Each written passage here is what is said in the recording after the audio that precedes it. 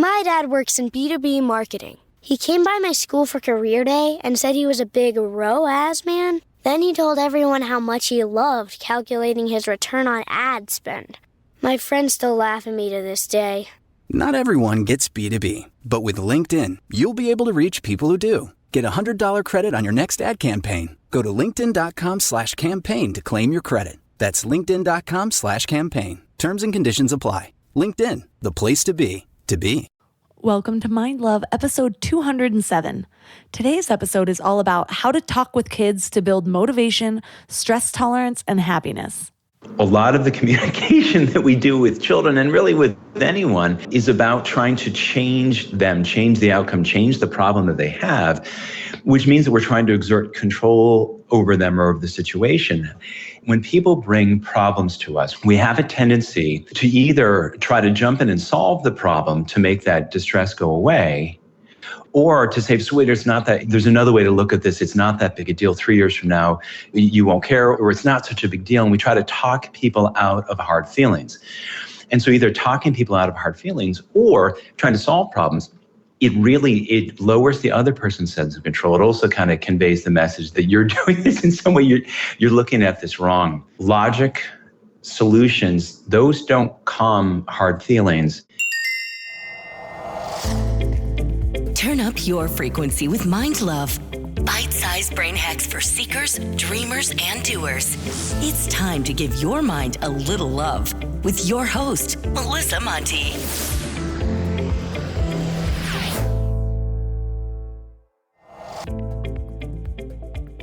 If you haven't subscribed yet, hit that little button. Subscribing, sharing, and 5-star reviews are really a great way to give back if you love the show. They help the show climb the charts, which helps me get even better guests. Today, I want to share a review from Lala Kazoo, who says, I love how versatile this podcast is. I feel like I learn something new every time I listen. Melissa truly is a wonderful host. She's nuanced and non-judgmental. It's so refreshing to hear how she's able to share her opinions and still validates the opinions of her guests. This is such a rare and needed skill in these times. We need more people like Melissa. Well, thank you for that review. I really appreciate it. Thanks for taking the time to help support the show. As a reminder, November is Parents Month on Mind Love. If you don't have your own kids, but you do have kids in your life, this month will be helpful. If you have no kids, you may still want to tune in for a few reasons. First, kids are part of this world, so understanding them is helpful in general. And second, I have been amazed at how learning how to best interact with my child has helped me nurture my own inner child, which has already led to a ton of healing. And one of those ways that I'm healing and transforming is my own communication. Communication can be difficult with children. When they're young, they might not comprehend enough language to even grasp what you mean. And when they do have the words, they might not be emotionally ready for the message. Children's brains work differently, and those brains aren't fully developed until they're in their 30s. So communicating with them means meeting them where they are. And if you don't understand where they are, that might be extra difficult. I'm reminded of traveling to Brazil with my husband. Neither of us know Portuguese, and we ended up in a few situations where we just couldn't communicate with people. I, however, do have experience learning Spanish, although I am not even close to fluent, and dabbling in a few other languages. Well, when you learn a language, you start to understand how to communicate with limited language. You learn the most common words first, and then basic conjugation of verbs and all that. Well, my dear sweet husband doesn't have experience learning another language. And I found it hilarious because whenever we would be trying to communicate with people, he would add all of these unnecessary words. Example, ordering a sandwich. He would be like, yeah, give me the works, and can you throw on an extra layer of that sauce, hold the tomatoes, and, yeah, that'd be good for now. And I'm like, babe, you're doing too much. I'll handle this. I want all the vegetables, but no tomatoes. More sauce. Thank you. Well, similarly, when it comes to children, we need to meet them where they are and communicate within their scope of understanding. And children are still developing their brain's logic centers. They are ruled by their emotional brains. What makes being a parent even more complicated is that it's really easy to become stressed out and go into our own fight or flight mode, which removes our ability to think logically. Or we just have different expectations for how our children process things, so it creates a disconnect, which can cause all sorts of issues. Our kids might shut down or act out or think their feelings don't matter. And we should all know by now that often our issues as children carry right out into adulthood.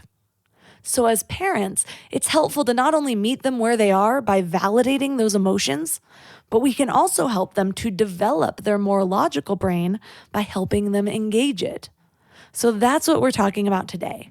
Our guest is Ned Johnson. Ned is the founder of Prep Matters and the co-author of The Self-Driven Child and a new book called What Do You Say? How to Talk with Kids to Build Motivation, Stress Tolerance, and a Happy Home.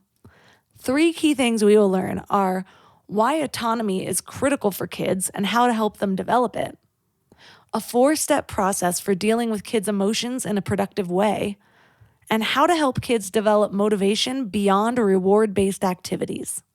But before we get started, I want to invite you to wake up to the morning mind love. Every weekday morning, you get a short note of inspiration. I like to think of it like a love letter from your higher self. I get responses from people every single day saying that the morning mind love is exactly what they needed to hear. Plus, when you sign up, you get 2 free gifts, a 30-minute meditation and 30 days of journaling prompts to help you grow. And it's all completely free. So join over 9,000 people and go to mindlove.com to sign up. And now let's welcome Ned Johnson to the show. Thanks for having me, Melissa. I can't wait. So what inspired you to start researching really how to communicate with children and also how to build their motivation and all of those really useful skills that they need? My day job, and for the last 30 years has been this, is a test prep geek. So I help kids prepare for and battle the alphabet of standardized tests for SAT, ACT, GMAT, GRE, all that kind of stuff. And my co-author, a guy named William Stixrud, is a clinical neuropsychologist. So he tends to work with kids where things are harder, learning's harder, attention's harder, behavioral issues, so on and so forth. And we were lecturing for a while about motivation to parents in school groups about how do kids become intrinsically motivated. We discovered we really liked how one another thought and decided maybe we should sort of write some of this stuff down. And that's kind of what led us to write our first book, The Self-Driven Child. And then, which really has at its core the importance or the value, both from a motivation and a stress tolerance perspective, the importance of a sense of control. And so that book did really well. We spoke with a lot of folks, really enjoyed it. But we got a bunch of feedback, in part from our agents, saying some people, they love the book, they love the ideas behind this. But a lot of times people just want to know, yeah, but what do I say? In this situation, what do I say? In that situation, what do I say? Because sometimes people don't know what the right words are. They get a little stuck and things go sideways. So this is a whole book about how to make it easier, in part because when we give our kids more control and more agency in a healthy way, by definition, it means we have a little bit less, right? We don't have a 7-month-old anymore. We're kind of in charge of everything. We have a 17-year-old where goodness knows we shouldn't be in charge of everything. And as parents, we want to share wisdom, we want to shape them, we want to be an influence, but we don't want to exert power over them. So communication is really at the core of that, because few things are more stressful than trying to offer advice or share wisdom and have it kind of get thrown back in your face. You don't understand, Dad. And ultimately, we look at both the science and the practical applications of this. So much of effective communication is not just the what, but the how. And so that's kind of a book full of scripts, a book full of the brain science, a book full of stories from our lived experiences of just how to make it easier for parents to work with their kids, not on them, as they make their way towards adulthood. There have been so many times in my life where I assume that communication is going to come more naturally. And I know that especially in specific situations in my life, I can think of when I was a volunteer at the Suicide and Crisis Counseling Center, the things that were my default that I thought would be the right things to say turned out during the training that was actually the opposite of what I should do. And I think the same thing happens with kids a lot too. We assume that when we're talking to our children, that communication is going to come naturally, but it does seem like a lot of the things that do come naturally to us might be the wrong way to effectively communicate with a child. Why do you think that is? It's a great question. Part of it is because A lot of the communication that we do with children and really with anyone is about trying to change them, change the outcome, change the problem that they have, which means that we're trying to exert control over them or over the situation. And we oftentimes do it in ways that they're well-intentioned, but a little bit of cart before the horse in a really foundational way. When people bring problems to us, whether it's you got someone on the other end of the call who's contemplating an end there in their life, or a kid who just comes to you who's fit to be tied about didn't get invited to the soccer game, failed the test, didn't make the soccer team, rather didn't get invited to the party, whatever. As parents, as loving caregivers, we have a tendency to either try to jump in and solve the problem to make that distress go away, or to say, so wait, there's another way to look at this. It's not that big a deal. 3 years from now, you won't care, or it's not such a big deal. And we try to talk people out of hard feelings. And so either talking people out of hard feelings or trying to solve problems, it really lowers the other person's sense of control. It also kind of conveys the message that you're doing this in some way, you're looking at this wrong. And so the first chapter in our book is about empathy and validation, because logic, solutions, those don't calm hard feelings. Feeling listened to, feeling understood, that's what calms hard emotions. And from a neurological perspective, is what allows us to kind of put things into context, to shift our thinking, to be less stressed and have the prefrontal cortex run our brain rather than the amygdala run our brain. So it simply thinks when kids fit to be tied, say, wow, that sucks. I'd be upset about that too. It's not solving anybody's problem yet.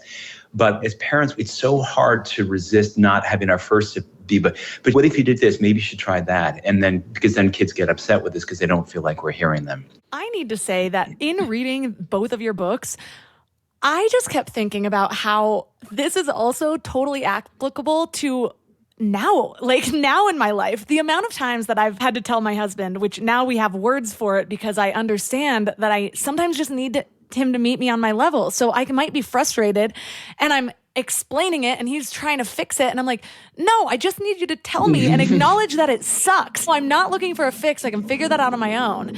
And so Not only is that helpful for now, but also I think as parents or as adults, we think, well, okay, I have all this wisdom in my life. I've figured this out so I can help my child skip those steps and just explain that to them. But at the same time, that prefrontal cortex, it goes offline even in adults when we're emotional. And in children, it's not even developed yet. So we can explain all we want, but they may still never be able to make those connections. Am I right? That's exactly right. And I hope you're training your husband well, so to be more supportive. Since day one.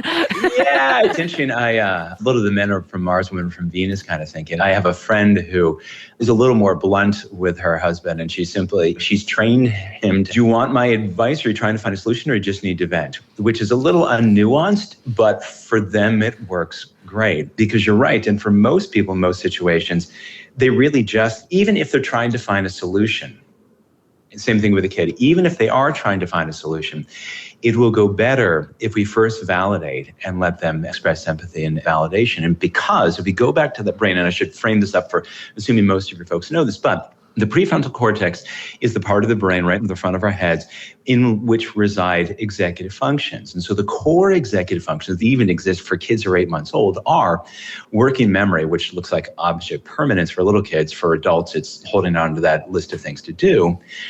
Inhibition or self-control. And the third one is mental or emotional flexibility. We've all had the experience of being really upset and feeling stuck, or someone else, and the only tool they have isn't working, and they're just hitting things harder with that. And what we're trying to help ourselves, our spouses, but most importantly our kids, is to help them find solutions. And this is different from giving them solutions, because it's the experience of having something kind of intense, a tolerable stress, not a traumatic one, a tolerable stress, and then being able to figure out, here's what I can do. Here's a solution to this that wires, this is what coping looks like at a neurological level. And it wires the brain to, when something else that's a little new, stressful, it wires the brain to jump into coping mechanism, to ask, what can I do here? Which dampens down the stress response. And so we want kids to, when they can, to find solutions by themselves with our help, but not our giving the solutions to them. Yeah, and what I envision is we're actually helping a child's brain develop. And I think of it with my own habits where in a moment, it's really easy to choose the easy thing, the thing that I'm used to doing rather than building the new habit. But I know that if I choose the easy thing, I'm actually strengthening that neural connection instead of building the new one that I ultimately want to reinforce. And so we can do that same thing for our children by setting them up to reach their own conclusions and to start problem solving on their own.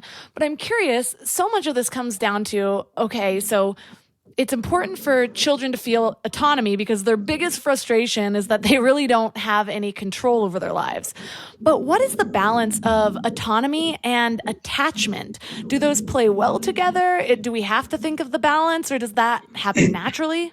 Well, 60, probably 70 years now of research shows that the ideal parenting style is authoritative. And so it's not laissez-faire, do whatever you want. And it's not authoritarian kind of because I said so, but it's high love and high discipline. So kids, if there's no structure, if there are no limits, that's really stressful, particularly little guys, because the world feels chaotic. But what we want to do is within whatever system, whatever rules we have, and ideally make those in advance and articulate those in advance, not make them up on the fly. But within that sphere, we give kids as much autonomy as possible. And certainly a point that we make in the second book, What Do You Say, is that, to your point about attachment, a close connection between a child and a parent, a child and a caregiver, is about as close as you get to a silver bullet against the effects of stress and anxiety on developing brains. So I think it's an and, not an or. It's hard. It can be hard to give kids autonomy because we feel stressed and we're closing our eyes and crossing our fingers and hoping nothing ever bad happens. But we're trying to be, how Jane Nelson talks about, being kind and firm. And it's hard to do that. It's much easier to be authoritarian or all laissez-faire. Living in that messy middle where we both love kids and we let them make mistakes. It's not easy to do, but it's so profoundly important for kids to develop stress tolerance, for kids to develop motivation, for kids to develop courage, not fear about the world that they're entering. So when we are approaching our children in a new way, where we're empathizing with them and validating their emotions, what is something that parents commonly do wrong that might feel right in the moment so we can know what to avoid when we're developing these new habits of communication?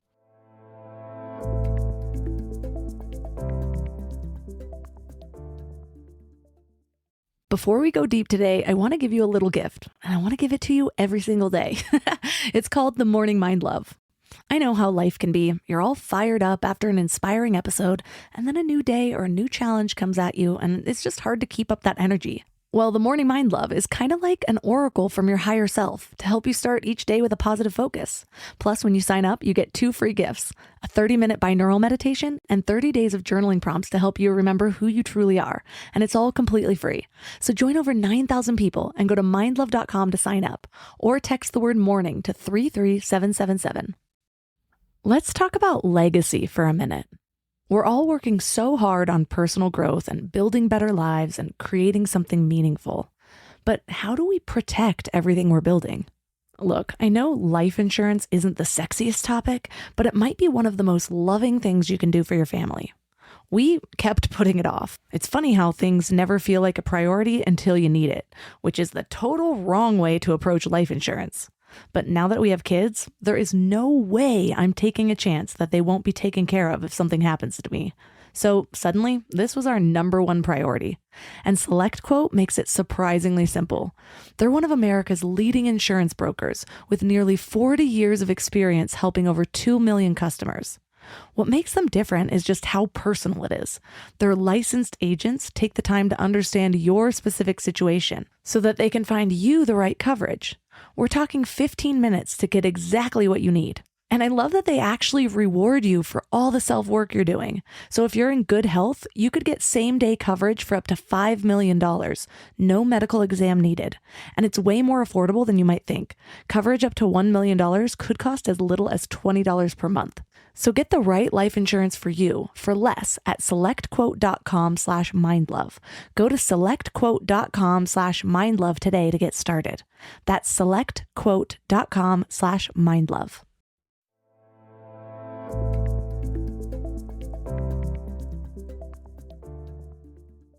wrong that might feel right in the moment so we can know what to avoid when we're developing these new habits of communication?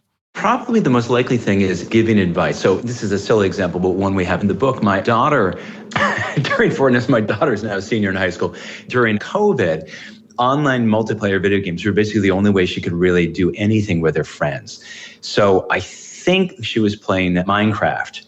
And all I understand is that there are different levels and you can make all this stuff and acquire all these things. And then if you make mistakes, it all disappears. And so I wasted all that time.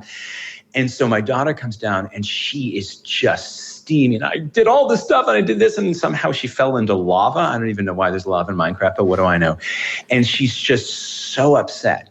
And our son, who's the loveliest kid in the world and a couple years older, he starts saying, well, did you do this? Did you do that? And to her, it feels like he's just criticizing, like if you should have done this, you dope.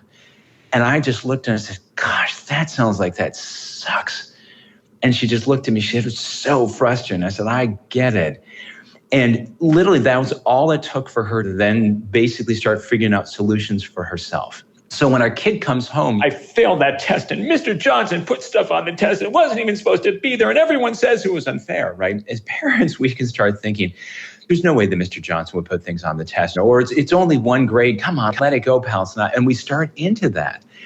And what we really just say is something like, and of course, as a parent, you're sitting there thinking, dude, I watched you not study. I know why you bombed that quiz test, whatever.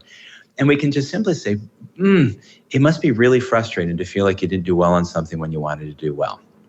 Because a lot of times people think that validation is approving of things that we shouldn't approve of. But if you note in that phrase, it must be really frustrating to feel like you didn't do well on something you wanted to do well. That's a true statement. It's saying there's a valid reason for you to feel the way you feel. The reasons why you got into that situation, we probably don't agree on. But when we do that, when we can find that common ground, it really calms things down. I tell you, I made a TikTok video the other day. I started on TikTok 10 days ago. And I made a TikTok video that just blew up. It's north of 1 million views, which is kind of fun. And I know almost nothing about TikTok. And pretty quickly, someone who didn't agree with the way that I'd presented this, and some guy from Australia, and he just flamed me. There were like 11 things after the other. This guy doesn't effing know what he's talking about, blah, blah, blah, blah, blah. And I'm reading these, and at first my blood is boiling, but I'm sitting like, don't react. I'm reading through them, and eventually, like the 8th thing that he sends, it's like, well, that's a good point. We can actually agree on that. And so I said, well, that's a really good point. Thanks for the feedback, da-da-da. And I had like 3 or 4 of these where I said, oh, that's a good point, and whatever. And he responds, when he gets back online, he said, I'm so sorry. I was just in a mood. Thanks for the comment, whatever. And then we went back and forth about an hour, and we were pretty much ready to go out to have a cup of coffee or a beer, except that he's on the other side of the world. And one thing with parenting as well, it's a little bit the RBG line where she said, part of a happy marriage is being a little bit deaf. And I think that applies to us as parents too. Not everything that our kids say do we have to respond to, or if we are going to respond, we don't have to respond to in the moment. Because when our kids are intense and they're stressed, we get stressed. And then we are also not thinking with our prefrontal cortex. Right. And I kind of combine knowledge from a bunch of different books that I've been reading on parenting. But one of them is the idea that I read somewhere that when in a study, different groups of children were basically given a toy to play with. One group, a person showed them how to use it. The other one, they didn't. So in the group where they showed them how to use the toy, they figured it out faster. But they didn't end up being curious enough to explore any other features from it. Whereas in the first group, it took them a while to figure out how to use it, but then they were curious for longer and they ended up playing with it for longer. So when I think about that, I also think about in any situation where a child or a person needs to learn for themselves. My mom was always trying to help me like learn lessons without actually having to go through it. And I almost rebelled and like needed to learn things the hardest way possible. And so it makes me think as like a child though, not only are they going to make the mistake, maybe go the wrong way down the rat maze, but they'll find their way and then maybe they'll explore some of the other things that come with a problem like that too, instead of just relying on somebody else's firsthand knowledge. It's just not the way most people learn the best. It's a beautiful point and really well said, in part because, and I haven't read that study, but I'd love to see it, one imagines that the kids have received the message that if you know how to do this aspect or this thing with a toy, you've mastered it. Where there may be a million other things. As a teacher, you're going to sit there and show them every little facet of it. Who's going to pay attention to that? But when you explore that by yourself, Melissa, when I do, when your kids, my kids, right, they don't know when they've mastered it. They don't know what knowing it is. They just know there's a lot going on here. Let me try to explore every aspect of this. There's also this real tendency that we have to think that we're protecting our kids by having them develop this mastery early. And you're going to see this when your son is 2, 3, 4, 5, this constant push to learn things faster, as opposed to really thoroughly exploring them. Again, my work is all with high school kids, and I'm stunned by the number of students who are doing like calculus as juniors, which here in the States is kind of a year earlier than most, who really lack fundamental like algebra skills. And it's been this push by them and their parents in the school to hothouse and go fast. And I would so much rather have people be deep in their exploration. And we can't get that by teaching kids. We can get that by doing everything we can to support their own curiosity, because then, to your point, they go down this rabbit hole, they go down that rabbit, and they explore all the contours of the things that they're looking at rather than just what we tell them is important. It's funny because through reading these books, the amount of times that I thought, am I too old to send this to my parents? Because I'm like, I can see why so many times in childhood I felt frustrated. Mm-hmm. And I have an amazing mom, and she did such a great job. And like I said, she tried to save me from the lessons sometimes. I also learned the hardest way possible. I put her through hell at different times. But even now, I have really big emotions to the point that I've wondered, I'm like, am I bipolar? I don't know, but I just feel a lot. I now relate to the idea of being highly sensitive or an empath. But my mom is a little bit more even-keeled. And so even now, I might be really upset about something. And she's like, just look at it this way. Why not do this? Or you don't need to get so upset. And I'm like, no, I just need you to meet me there. So now I know to go to somebody else first to release that. And I picture it when I have big emotions and they have nowhere to go. I feel them stay inside me, and they will manifest through my moods, through my behaviors, even through how I treat myself. And so now I know when I'm feeling that, I will go into my own room and just like scream or cry like a toddler for a few seconds. And it's like it's dissipated or like seeped out, and I can come back to a more normal energy line. But when we are dealing with kids' emotions, it can be really difficult because it might seem illogical. It might seem bigger than what we're used to. Of course it's illogical, because when you're upset, that's the amygdala, that's the threat detector going off, right? And it's not the logical part of the brain. I mean, children do well when they can. And so when you're seeing a kid have a toddler having a tantrum, they're not misbehaving. Those behaviors are their way of communicating. And they're basically just, I'm at my wit's end. And no one in the history of humankind has ever lectured or facted a tantruming toddler into better behavior. If your son is super upset, you don't calm him by anything other than, there. Or when it's a 3-year-old, oh, sweetheart, boy, you have a lot of big feelings right now. And that's how you start moving in the direction of better behavior, because, again, self-control is an executive function that's completely goofed up when we're stressed. So you actually teach a 4-step process to dealing with kids' emotions. So after that first step of just staying calm and thinking of it as an opportunity to connect, what do we do after that? Thanks for asking. I really like this formulation. I credit my Bill Strickshire as a clinical neuropsychologist. He knows a lot more about brains than the average bear. So it's sure. S is to stay calm. U is to understand. We're toddler, well, he took my toy, before jumping to anything. So you're really upset about, you ask questions, you solicit information to be sure that you understand where the kid is coming from. R is reflective listening. And this basically involves, we talk about wigging. We got this term from Iran McGann. Wigging stands for what I got is. And again, this is a way to validate. You don't have to agree, but to repeat back. So what you're saying is, you took Tommy's toy, and then he took all of your toys and he threw them over the fence. And that's really upsetting, because those are your favorite toys. Do I have that about right? Note that my kid first took Tommy's toy, but I'm just repeating the facts back, because that experience of feeling understood calms hard emotions. And then the E is explore. So we stay calm, we seek to understand, we reflect back, and then we explore and say, well, I wonder what we can do now. Or, it seems like Tommy was upset too. I wonder why that is. Right? And of course we know what the answer is because you took his toy first, right?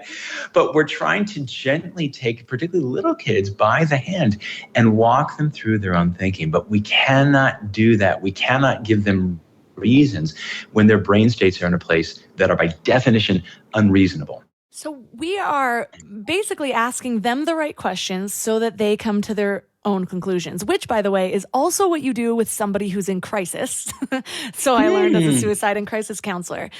Because often when you share, I did this, or I went through something similar and this is how I got out of it, a lot of times somebody in crisis, their brain will just go to, we went through the same thing and I can't handle it and that person can, I'm weak, and they get down on themselves even more. And so I almost remember being a child and feeling that same way. It's like, well, it feels like a bigger deal to me. I don't know why this isn't important to you, but it's important to me. You know what I mean? And so I know with a lot of parents, though, they think, well, a child's brain isn't fully developed. So shouldn't we help them fill in the gaps? And we can, absolutely. But it's at step 4, not step 1, right? Gotcha. You should be grateful. There are kids in Africa who have nothing. Helps no one ever, right? Because all that would do is make me feel like you don't understand how I feel about this. Yeah. And of course, we want to help our kids have the ability to see things with a different perspective, including ours. We want to make them be mindful of the things that they can be grateful and that other people have challenges too. But who is it? Is it Mel Brooks who said, tragedy is my hangnail? Comedy is you falling into an open manhole and drowning. And it's just that a hierarchy of suffering does nothing. When I'm upset, I'm upset. And yes, we want to teach our kids to think about people beyond themselves, but we simply don't do it, or at least we don't do it effectively when they're upset. We do it afterwards. Well, a big part of I picture it as being like the pillow to absorb all of the big emotions. Yeah. And so when I'm being that pillow for my child, a lot of what you talk about is reflective listening. So it's basically repeating back what they're saying. And so it sounds very simple, but I know in practice it can be really difficult. Why do you think it's so hard for parents to practice reflective listening? Or is there something...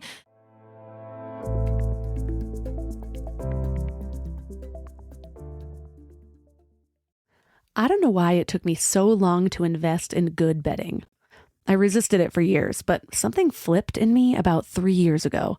And now I'm basically a pillow connoisseur. I've tried them all, and I get weirdly excited about good bedding. Because here's the thing, we spend a third of our lives in bed, and the quality of that time affects literally everything else, which is why I'm so excited to tell you about my latest obsession, Lagoon Sleep Pillows. What sets them apart is their matching system. You take a quick 2-minute quiz about your sleep style and your preferences, and then they match you with your perfect pillow. I was matched with their Otter pillow, and I am so impressed. Lately, I've just needed more support, and this seems to cradle me in all the right places. I'm also low-key obsessed with their travel pillow, which I use for way more than just travel. I actually hug it, use it as leg support, and of course, take it on trips with me. Well, the secret is in their adjustable fill. You can add or remove it to get that perfect alignment for your spine. A study even found that the right supportive pillow can improve sleep quality by 63%. And Lagoon lets you try their matched pillow for 100 nights risk-free. Free returns, no questions asked. Falling asleep has never been easier. I toss and turn less and just wake up feeling refreshed every morning. Go to lagoonsleep.com and take their awesome 2-minute sleep quiz to find your match. Use the code MIND for 15% off your first purchase. Add excitement to your holidays with Ohio Lottery Holiday Scratch-Offs, including $1 holiday cash and $5 holiday lucky times 10, or holiday bonus millions with a 200 times multiplier and a $2 million top prize. Plus, enjoy second chance drawings where you can win 10 times, 100 times, or 1,000 times the price of your ticket. Scratch-Offs make the perfect gift, and best of all, there's no wrapping required. Lottery players are subject to Ohio laws and commission regulations. Play responsibly.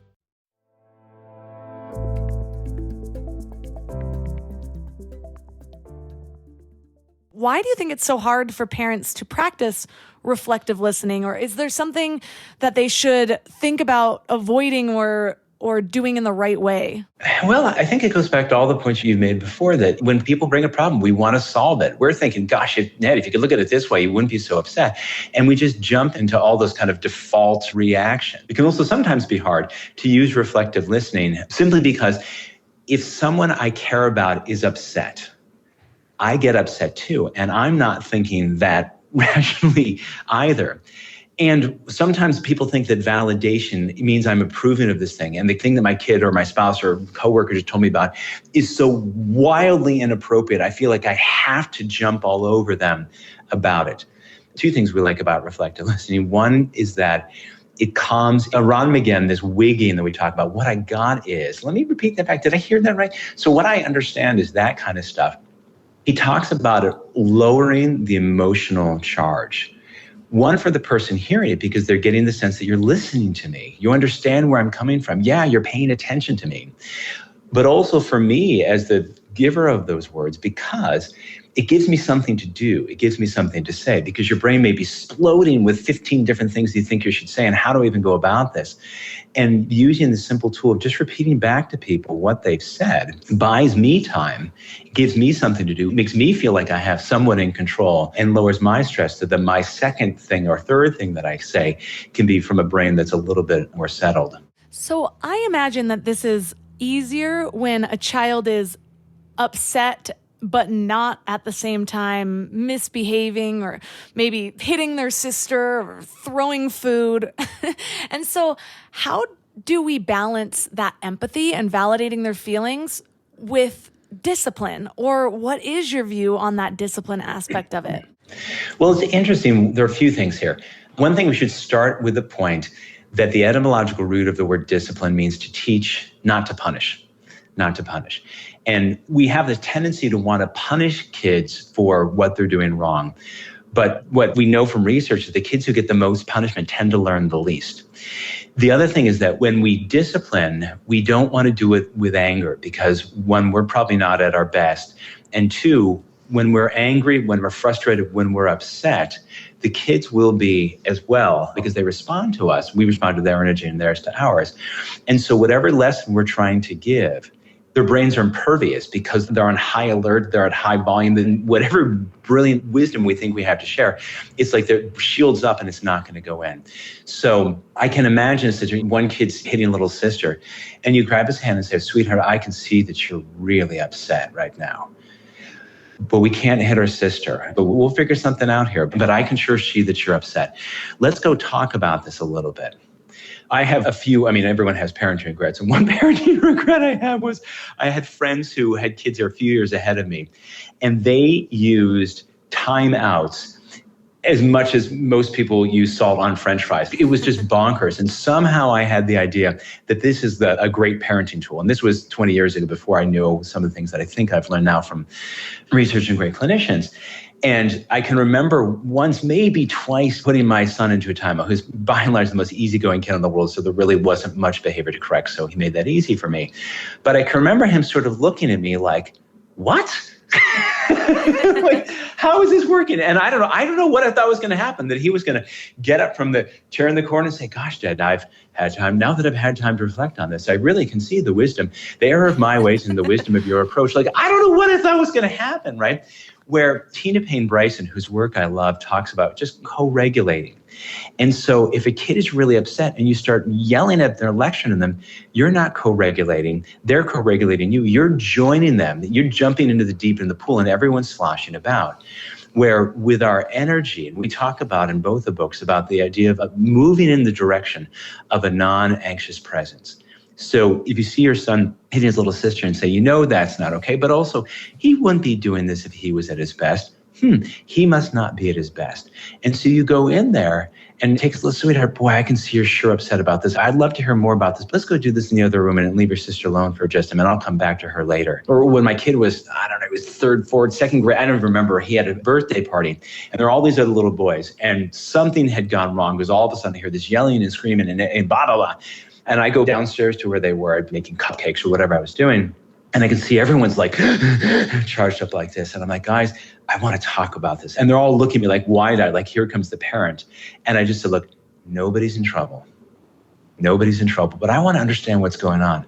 And I must have said it like 4 times, nobody's in trouble, right? 1, because it's not my place to discipline other people's children. And 2, I have no idea what's going on here.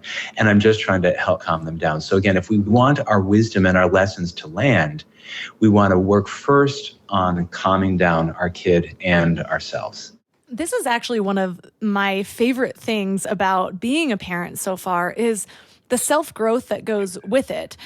I remember when I was dealing with my baby being a newborn and he would just be crying sometimes. And I've been pretty lucky, actually. He's the type of baby where really if I meet his needs, he calms down. But there have been, of course, a few times during growth spurts, during developmental leaps, during teething, that he's inconsolable. And so I could feel myself being anxious. And then all of a sudden I'm like feeding him from my breast and I'm like, am I giving him anxious milk? Is that even a thing? and so then I'm like, okay, well, just use this as a time to meditate. Can I get my body to be regulated in the face of chaos? And so much of this entire podcast is about that. Like, how can I be okay regardless of what's going on? And so now I have this little being that's relying on me and he's watching me.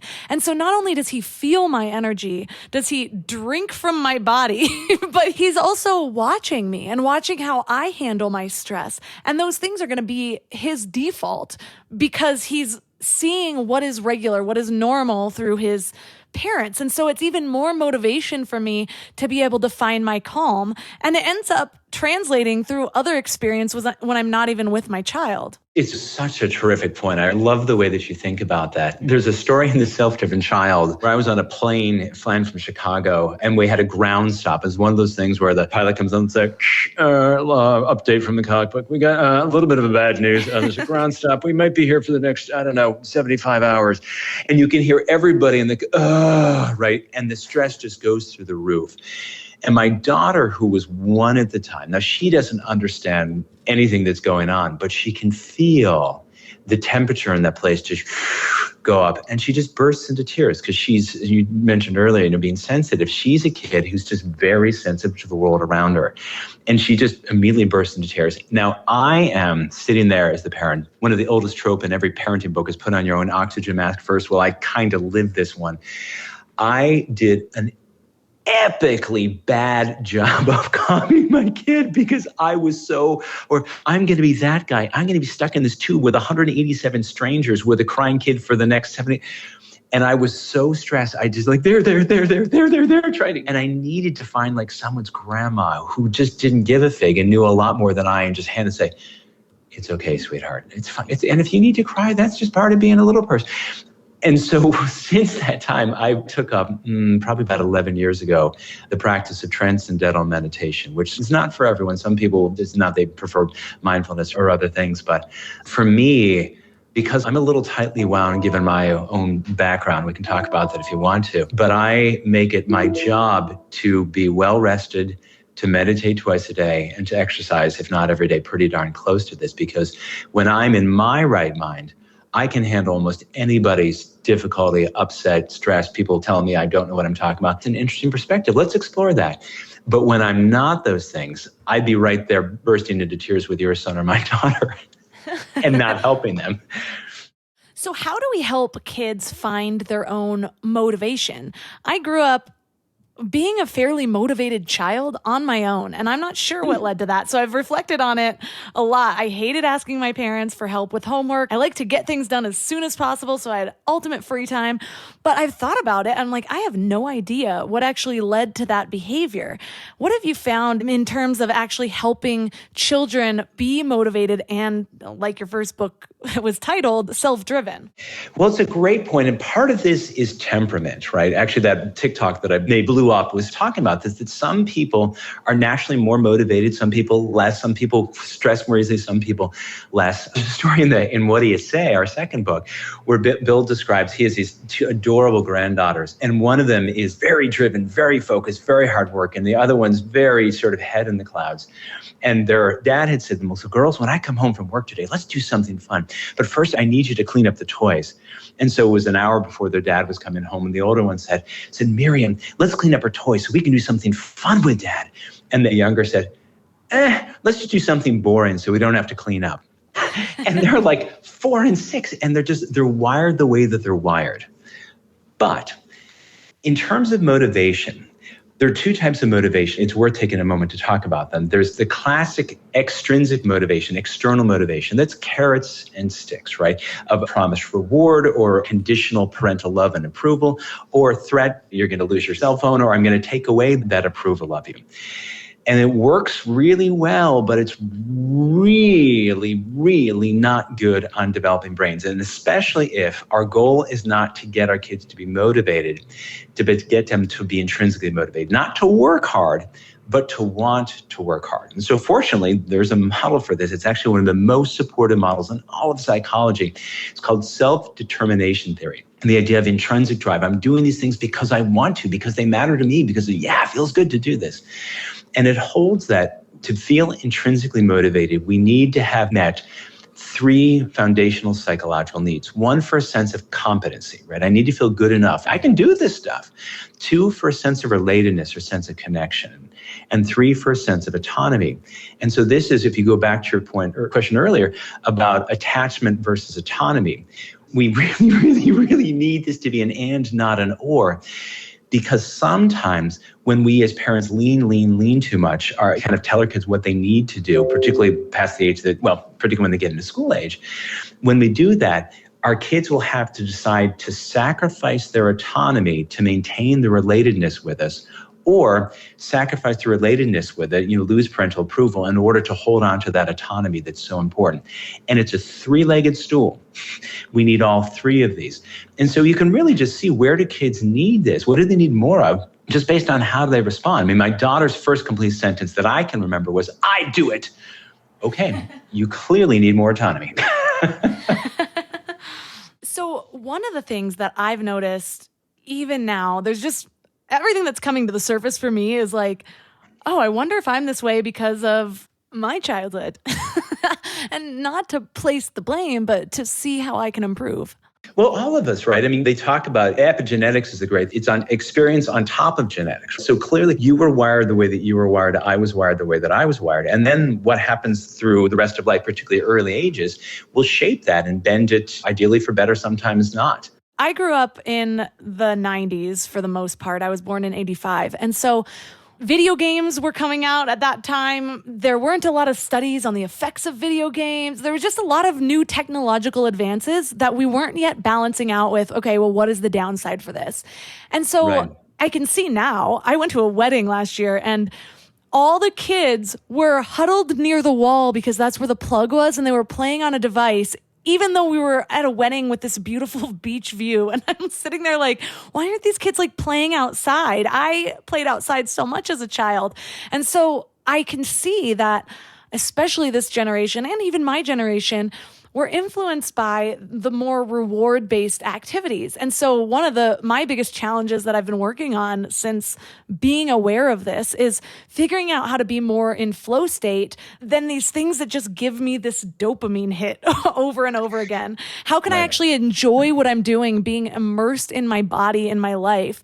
How do we support kids to get into that flow state versus that more reward-based activity? That's a really fun question. I like that one a lot. The first thing would be for children do not need digital anything. I mean, every time I see like a 2 or 3 or 4-year-old in a stroller with an iPad, I want to lose my mind because the literature is so clear on it. Don't. If people don't yet know the work of Peter Gray, who's an expert on play, really, really worth reading his stuff. In addition to digital time, we'll come back to the flow state in a moment, in addition to digital devices, play by definition is not structured, it's not adult structured, and it's not adult directed. So we give kids the opportunity, the space, but we don't sit there and try to tell them, sweetheart, why don't you make this? Why don't you make that? Because it really messes with the flow state. In our first book, we talk about, in the chapter about motivation, we do talk about this flow state and the work of a guy named Reed Larson, who was exploring how do children and adolescents become intrinsically motivated. And he said it's through the passionate pursuit of pastimes. Whatever they want to play with, whatever they want to explore, whatever. And we don't weaponize and turn them, well, we've got to get you on a travel team, unless the kid wants to get on a travel team. I remember when my daughter was 3, she was doing all the stuff with tape. And she kept like oodles and oodles of Scotch tape, and like tape was her medium. And it drove my wife nuts because there's paper and there's all this other stuff you should be doing, making something with the tape. Well, she was making something with the tape, but tape alone. And I thought, why can't tape be her medium for now? We want to have kids be able, whatever direction they want to go in, as long as it's safe. We want to let them, back to your curiosity and exploring the toy, we want to have them do that as much as possible. When kids get into late childhood, teenage, we know that digital devices are going to become part of it. But one of the things we want to resist is having kids use it for extended periods of time. So if you don't have a kid who yet has a phone, the first thing I would do is get them a phone that is very limited, that's not a smartphone. So they can text with their friends, then call mom in an emergency, but it doesn't have all these other things because Gene Twenge, it goes on and on about this. These things by design are so addictive. And young brains, particularly adolescent brains, are more vulnerable to addiction to everything. So that's a thing. We talk about sleep and technology and what he's saying. And one of the researchers we like, actually, he's a clinician, a guy named Cliff Sussman, makes the point, I'll talk about addiction. The way addiction works is you do something, mad dopamine hit, right? And you're woo, and it's an excited chemical. And so your brain then has to down-regulate the number of dopamine receptors, because if it's too excited, you kind of do brain damage, which means that next time you need a longer bout of it. His point is simply this, that we want to, for you, for me, and for our kids, oscillate, go back and forth between a high dopamine activity and a low dopamine activity. So don't play video games for 4 hours straight. Play for an hour and then go walk the dog, or play for half an hour and then do your homework for half an hour, or whatever. Because when we're in that constant state of high dopamine, it's really not good to brains. But for the flow state, it's really trying to give kids opportunities with non-screen time activities. And whatever it is, one of the single best things for developing brains is to work harder and harder to get better and better at something that you already like to do. Yeah, I am learning that so much about raising a child is really just following them and seeing what they're interested in and then providing a space that they can explore that. Even when we were talking about big emotions earlier, one of the things that I'm learning is, say I have another child and one of them's hitting one of them, you can actually just say something like, I see you're in a hitting mood. Why don't you come over here to these pillows? That way you're not only stopping their activities. Right. Yeah. And so you're just redirecting, or it's like, oh, you're in a jumping mood or you're throwing things. Let's go outside. And so instead of always saying no, no, no, which I think a lot of parents get into that habit of, they're saying yes to the activity, but they're directing it in a way where they can create a safe space for them. And so much of this is about creating a safe space for a child's development. It's about creating a safe space in your home and with your own energy. We talk about this in the book, that when you look at MRIs and look at brains, negative words are fantastically more powerful, not in happy ways, than positive words. So the word no, hearing the word no alone once will make this explosion in the stress parts of the brain. Obviously, there are things that kids ask about, and we're not prepared to say yes to them. But that redirect is just terrific, where if your kid says, can I have a candy bar? You can say, rather than saying no, say, sweetheart, I'd love to say yes, but if I can't say yes, let's figure out a plan B so we can find you something that you like. And now it's a conversation about something sweet or something fun after dinner, not, no, you can't have a candy bar now, because no, you're not getting a candy bar now. Now, it doesn't mean that we never say no, but as much as possible, if we can be a little more flexible and redirect just the way that you described, we're training our kids to be flexible in their thinking as well. Oh, yeah, that's such a good tip, because I can feel how being a parent, you start developing your own neural connections of habits of interaction. And so if you get into the habit, like a lot of this seems like, oh, it might take a lot of work. There's so much talking. That's a review I read on a different book was, yeah, this is all great, but there's just so much talking and sometimes I don't have time. But I found with anything, with interacting with my husband, with interacting with myself, the world, like it's a habit of interaction. So if you get into that habit of saying no, then that's going to be your default. But if you get into the habit of being that like pillow for their emotions or of redirecting it, then that's going to become your default and it won't take so much thought.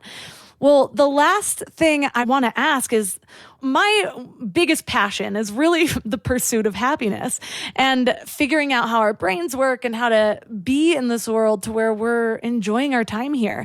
And so I want to make sure that I'm not overbearing when I'm teaching my children some of this stuff. I already have a whole Amazon wish list of mindfulness books for babies.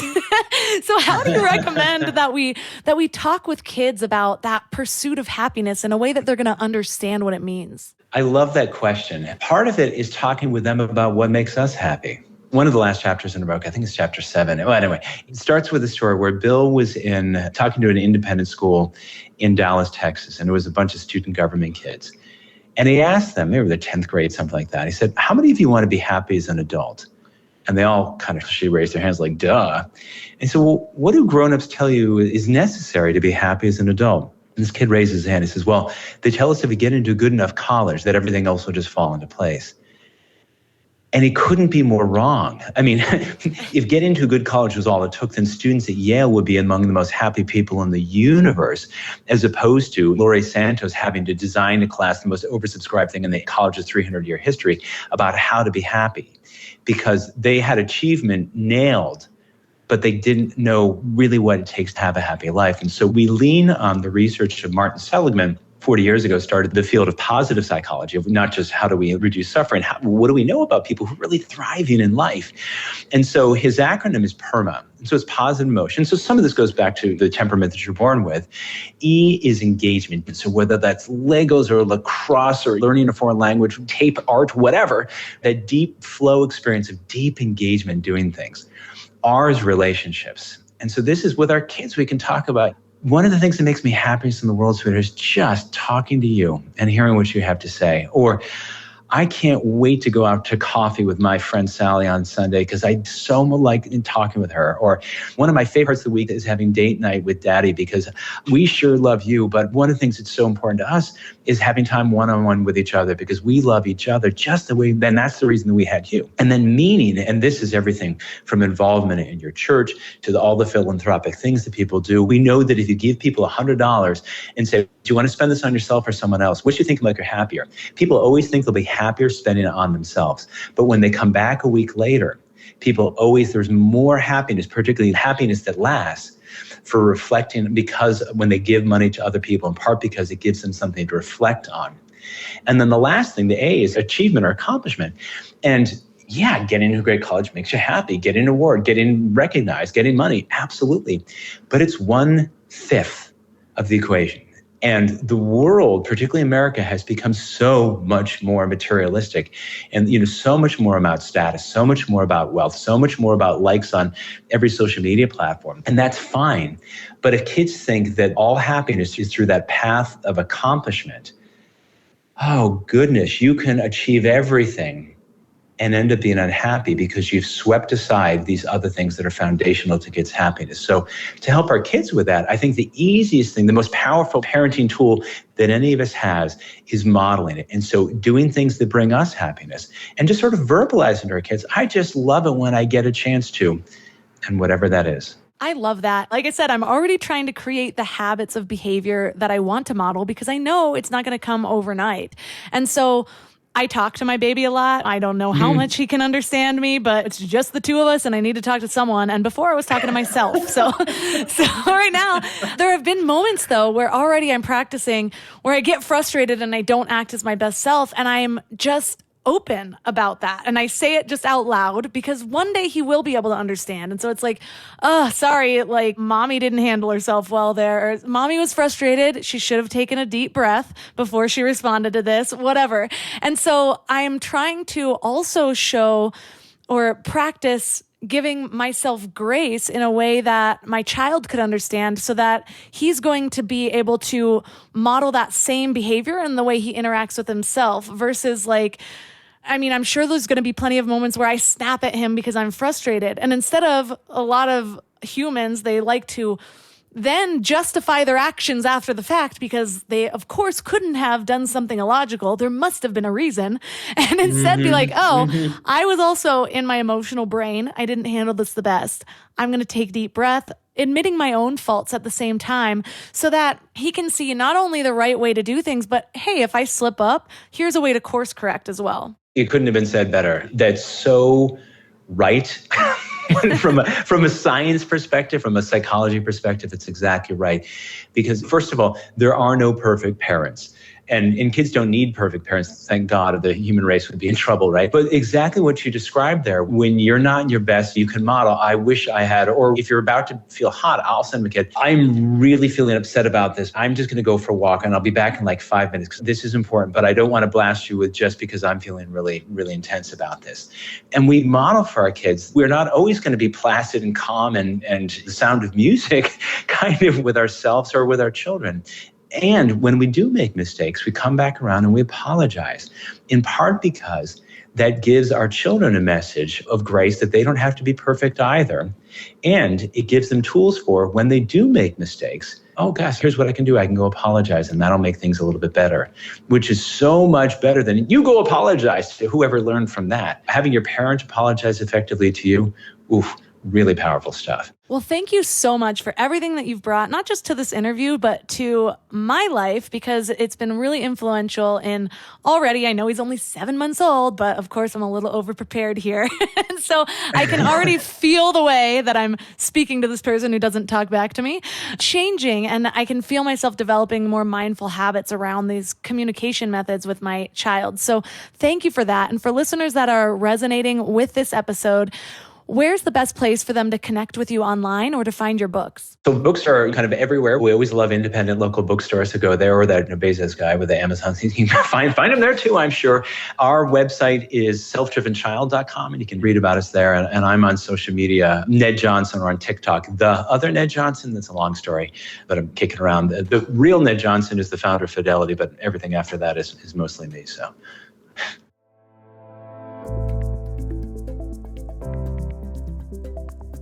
All the links from this episode will be at mindlove.com/207. So your challenge for this week is to start to observe the way that you communicate with your children. And what I want you to practice is meeting them where they are with their emotions. First, reflecting and validating their emotions, like we talked about. Step 1 in the 4-step process. So as a reminder, that 4-step process is number 1, stay calm and think of your kids' strong emotions as a great opportunity to connect. Number 2, understand and accept rather than judge, so be curious rather than accusatory. Number 3, reflect and validate their feelings. And number 4, explore and ask follow-up questions. So that step 1 is really pivotal. It's an entire mindset shift of thinking of your children's emotions as an opportunity to connect.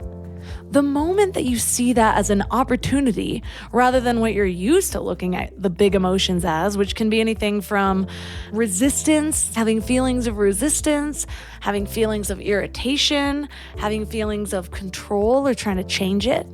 Instead, just accept that and think of it as an opportunity to connect. Just by doing that, by thinking of that opportunity, your mind will think of new ways to connect with your child. You will open yourself up to a new way of being. You can follow the rest of the steps, which I encourage that you do, build your own neural connections in a new way of handling this. But I can almost guarantee that just by going with step 1, you'll start to do the other steps almost automatically. And I'll also tell you that this works with adults too. Meet them with their emotions, validate their feelings. I don't know how many times I have had to tell my husband, I'm not looking for you to fix my problems, I just need to vent. Or I'll even tell him at this point, okay, all I need from you is to listen, or I need you to meet me on my level and vent a little with me. And so this works with everyone. We all like to feel like our emotions are valid. And so this practice isn't going to just help you be a better parent. It's going to help you be a better friend, a better listener, just a better communicator in general. And let me know how it goes. Reach out to me on Instagram at mindlovemelissa. So a few amazing ways to support the show. Number one, by sharing the show with somebody that this might be helpful towards. It could be a new mom, an experienced mom, somebody who's just having trouble connecting with their kids. Another way is to support one of my amazing sponsors. I love all my sponsors. I'm very picky about who I even allow to sponsor me because they have to be in alignment. So it's really a win-win where you get something you love and you help encourage them to sponsor me for longer. And the last way is by joining Mind Love Premium. You can do that right at mindlove.com/premium or join right in the podcast app. You get all the backlogs of exclusive episodes plus meditations and some other amazing bonuses. And that's all for today. So thanks for giving your mind a little love today, and I'll see you next week. Thanks for tuning into Your Higher Frequency with Mind Love. Head to mindlove.com for a free gift to keep your vibes up until next week.